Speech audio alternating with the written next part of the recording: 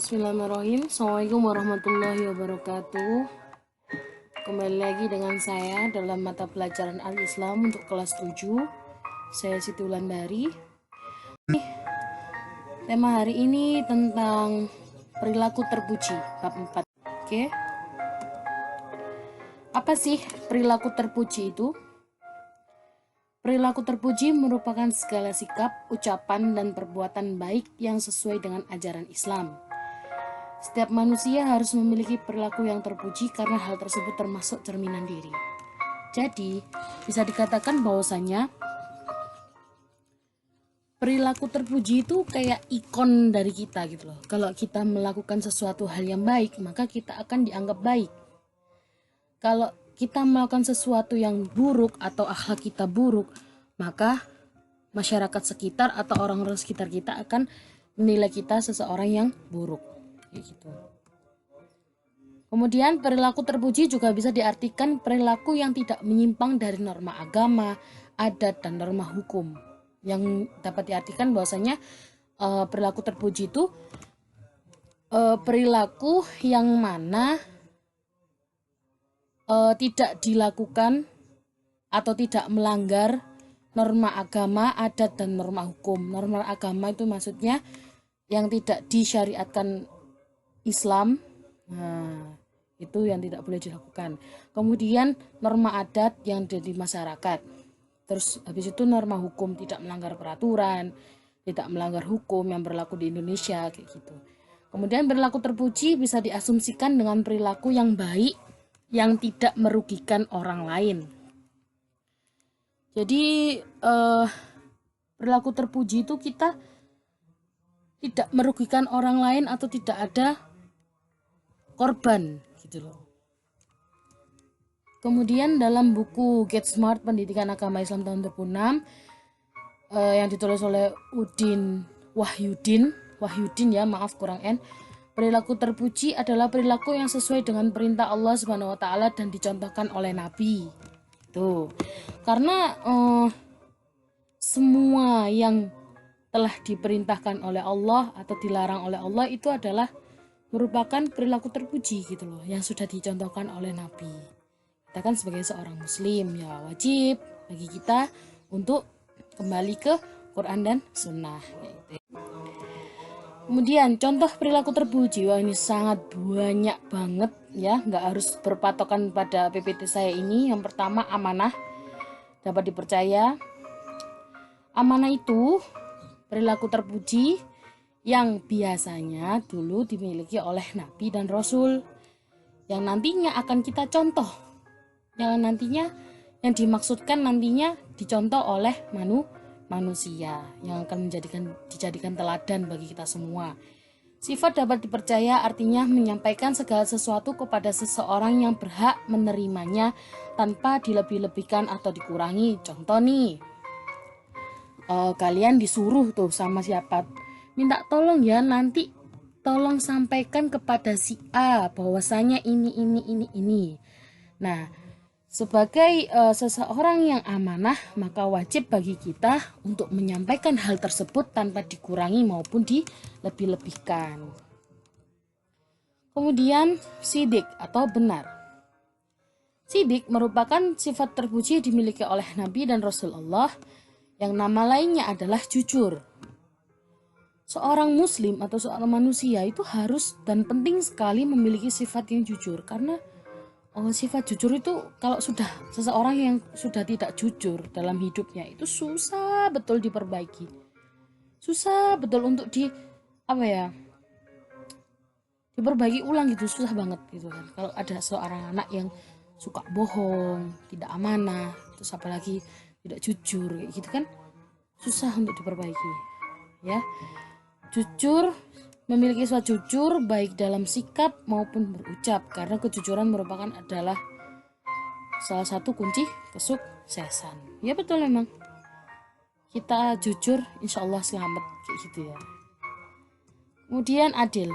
Adil adalah memberikan setiap hak kepada pemiliknya tanpa pilih kasih atau membeda-bedakan. Dari Profesor Dr. Ahmad Tafsir. Adil ini kalau bagi manusia itu masih susah ya, Karena yang maha adil itu tetaplah Allah. Seadil-adilnya manusia itu nantinya akan dianggap tidak adil oleh manusia yang tidak suka kayak gitu. Jadi tapi sebisa mungkin untuk memberikan porsi yang sama ketika kita ingin adil. Contoh, sebagai seorang pemimpin, nah itu kan, kalau rakyatnya si A dan si B itu sama-sama memiliki kebutuhan yang harus dipenuhi, maka sebagai seorang pemimpin wajib hukumnya untuk berlaku adil. Si A dikasih 10, si B harus dikasih 10 kayak gitu. Itu contoh adil. Contoh lagi, dalam sebuah keluarga, ayah yang memiliki anak 2. Anak yang pertama itu kelak seumpamanya sudah dewasa, yang kedua masih kecil. Untuk bersikap adil bukan disamaratakan, tapi disamakan sesuai dengan kebutuhan.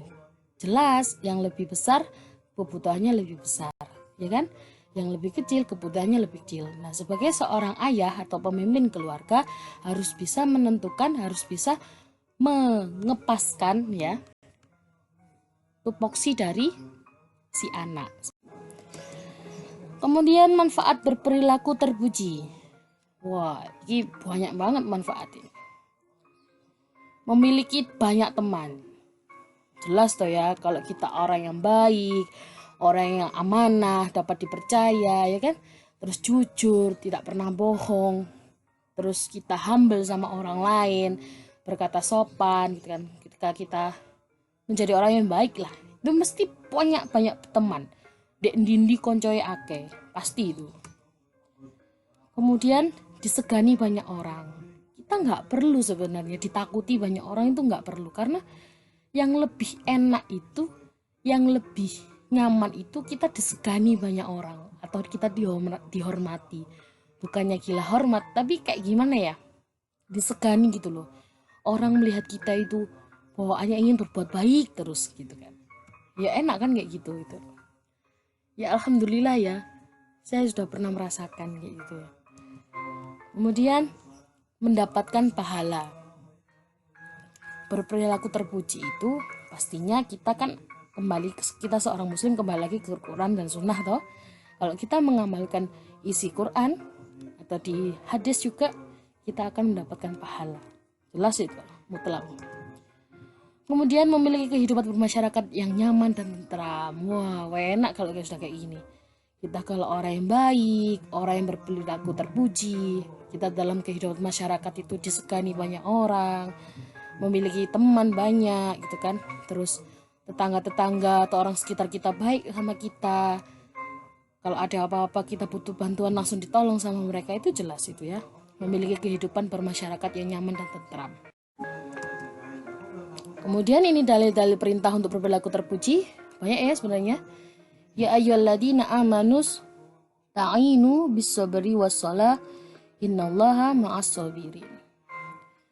Nah, hai orang-orang yang beriman, jadikanlah sabar dan sholat sebagai penolongmu, sesungguhnya Allah beserta orang yang sabar.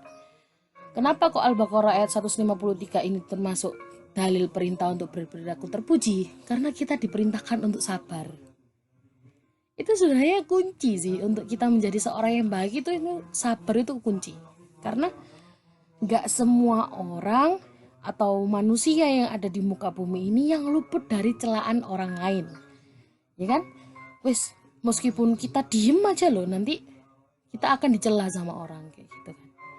Nah, sebagai orang yang beriman, Allah memerintahkan kita untuk sabar. Sabaro gitu.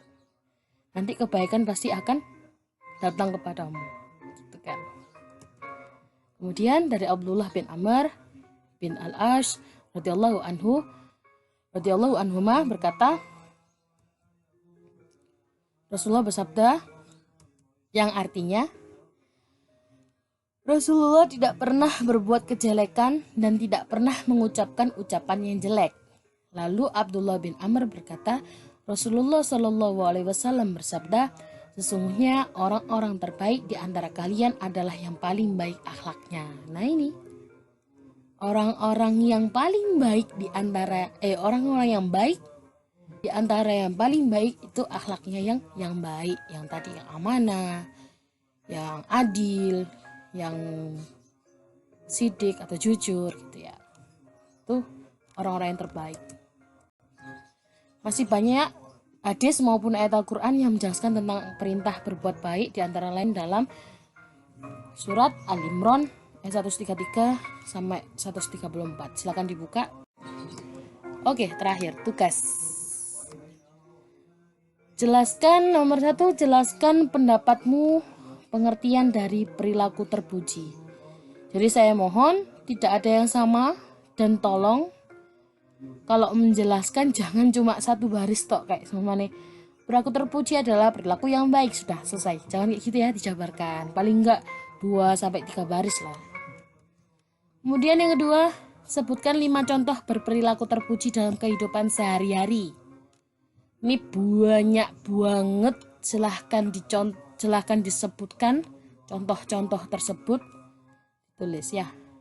Nomor 3, jelaskan makna dari surat Al-Imran ayat 133 sampai 134. Makna ya, ingat. Makna itu bukan arti. Makna itu artinya arti. Jadi kalian jabarkan dari terjemahan surat Al-Imran itu, kalian jabarkan apa maksudnya. Pakai pendapat kalian sendiri. Sesuai dengan yang ada di Al-Imran. Pacuannya di situ. Oke ya? Mungkin ini yang bisa saya sampaikan. Kurang lebihnya saya mohon maaf. Nun wal qalami wa masturun. Assalamualaikum warahmatullahi wabarakatuh.